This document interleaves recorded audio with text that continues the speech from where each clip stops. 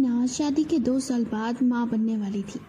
वो बहुत खुश थी, पर मीना अक्सर बीमार रहती थी। कभी उल्टियाँ, चक्कर आना, कभी स्मेल सहन न कर पाना। ऊपर से ब्लड प्रेशर का प्रॉब्लम था, वो अलग। मायके भी नहीं जा सकती थी।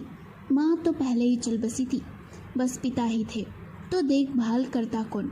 इसलिए ससुराल में रहना मजबूरी थी। उसकी सास वसुधा देख उसे कहती, तेरा तो रोज का नाटक है। अरे हमारे ज़माने में तो खेत में हल चलाकर बच्चे जन्म दिए। ये आजकल की बहुएं तो प्रेगनेंसी का नाम सुनते ही पलंग पकड़ लेती है, आफत बन जाती है। अब देखो 9 महीने तो आराम का बहाना मिल गया और घर का सारा काम मेरे मत्थे। ये सुन मीना मौन रहती, पर मन ही मन उसे बिल्कुल भी अच्छा नहीं लगता। सास काम तो करती, पर 4 बातें भी सुनाती। एक दिन मीना की तबीयत कुछ ज़्यादा ही खराब हो गई। उसे उल्टियाँ हो रही थी, ऊपर से सांस ताने दिए जा रही थी। कमज़ोर लड़कियां हैं आज की, खाती है कुछ नहीं और नौटंकी करती है ज़्यादा। मीना का पति कमल कुछ नहीं कह पाता था।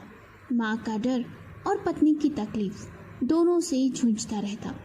एक दिन वसुधा की बहन रुक्मणी आई। उसने देखा कि वसुधा हर बात पे मीना को ताने मार रही है और चिढ़ रही है।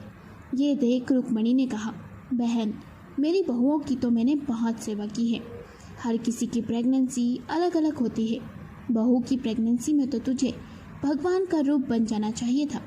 मेरी बहुएं तो कहती है, माँ जी ने ही मुझे माँ बनाया और मूल से सूद प्यारा होता है।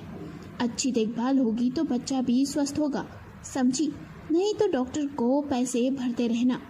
ये सुन वसुधा के दिल को चोट लगी। रात को अकेले में सोचने लगी, मैंने भी तो अपनी प्रेगनेंसी के दौरान बहुत कुछ सहा था। मैं चाहती थी कि मेरी सास मुझे समझे, पर उन्होंने तो मुझे समझा नहीं और देखभाल की बजाय मायके भेज दिया। तो फिर अब मैं क्यों नहीं समझती बहू को। अगले दिन सुबह पहली बार मीना की पसंद का दलिया बना, पलंग के पास रखा गया, वो भी बिना किसी ताने के। पैरों में सरसों के तेल लगाते हुए वसुधा ने कहा, माफ़ कर देना बहू, मैं डर गई थी कि तू आराम करने लगेगी और मैं अकेली पड़ जाऊंगी, पर आज समझ आया कि तू अकेली लड़ रही थी, शरीर से भी और मेरे तानों से भी। मीना रो पड़ी। मीना को स्वस्थ और प्यारी सी बेटी हुई। वसुधा ने उसे गोद में उठाते हुए कहा, इस घर में अब 2 बेटी है, एक तेरी और एक तू मेरी। प्रेग्नेंट बहू आफत नहीं होती, वो तो एक माँ बन रही होती है। बस जरूरत होती है उसे एक माँ जैसी सास की।